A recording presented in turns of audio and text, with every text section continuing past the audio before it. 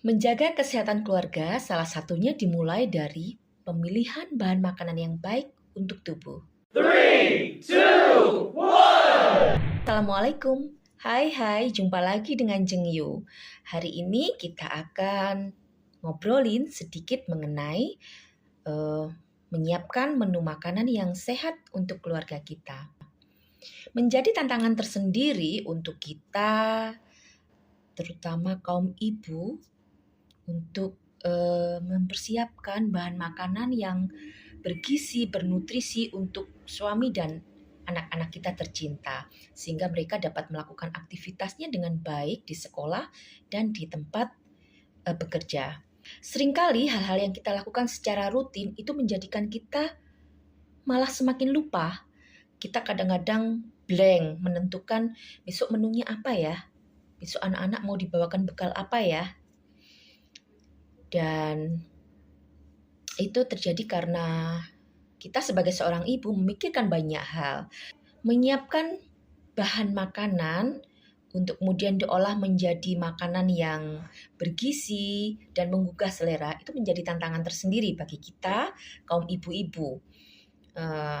Karena tantangan itu mulai dari bagaimana kita akan menentukan bahan makanan apa yang nantinya akan kita olah, kandungan gizinya seperti apa, kemudian bagaimana kita nanti mengolahnya, menyajikan menjadi tampilan yang menarik sehingga menggugah selera, sampai nanti membersihkan semua perangkat yang kita gunakan untuk memasak. Ini ada 5 jenis makanan yang bisa teman-teman jadikan inspirasi untuk hidangan sehat keluarga. Sebenarnya makanan ini sudah saya yakin sering kita olah, tetapi kita review kembali barangkali terinspirasi. Yang pertama, sayur sop bening. Nah, sayur sop bening ini berisi sayuran-sayuran yang bisa dimasukkan seperti wortel, kubis, brokoli, buncis, semuanya mengandung vitamin dengan segala macam kebaikannya. Tambahkan kuah dari kaldu ayam, daging ayam atau sapi, kemudian tambahkan dengan rebusan telur puyuh agar tampilan semakin menarik. Kemudian yang kedua itu adalah omelet brokoli. Ini juga menu yang bisa disiapkan untuk anak-anak yang kurang menyukai sayuran. Bahan utamanya hanya telur. Kita bisa mencacah halus brokoli atau dengan tambahan wortel agar warnanya lebih menarik. Kemudian campurkan dalam telur, tambahkan keju. Jadi judulnya saya ganti omelet brokoli wortel keju. Saya jamin anak-anak akan suka.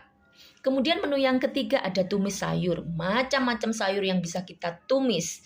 Mulai sayur yang sering kita temui, kita mudah jumpai di Welijo atau di pasar terutama ya. Kangkung, ada tumis bayam Brasil itu enak. Kemudian ada tumis kacang panjang, tumis buncis dan wortel, tumis tempe tahu dengan udang, dan yang tentunya ditambahkan dengan sayur, namanya tumis sayur. Kemudian tambahkan dengan bumbu-bumbu yang simple, bawang merah, bawang putih, kemudian sedikit cabai untuk menggugah selera kita makan. Tambahkan sedikit lada, kecap, garam, dan gula. Kemudian menu yang keempat itu ada pepes tahu.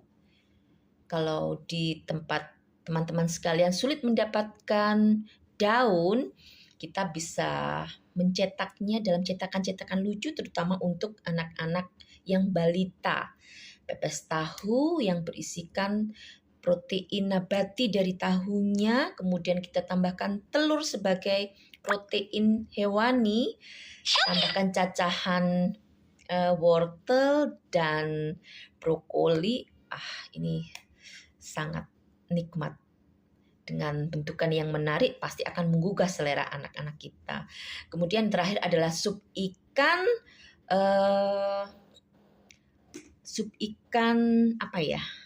Sup ikan tomat. Untuk menghilangkan rasa amis dari ikannya, kita bisa memarinasi dengan rempah-rempah. Setelah itu kita olah menjadi sup. Tambahkan dengan tomat agar tampilan menarik dan segar. Kemudian tambahkan juga bumbu rempah-rempah yang biasa teman-teman gunakan dalam menghidangkan makanan, terutama makanan Nusantara. Mungkin itu ide menu yang bisa teman-teman sekalian siapkan untuk menu makanan keluarga kita, tentunya bergizi dan kandungan nutrisinya juga membantu keluarga kita, terutama suami dan anak-anak untuk melakukan aktivitasnya. Terima kasih. Assalamualaikum warahmatullahi wabarakatuh.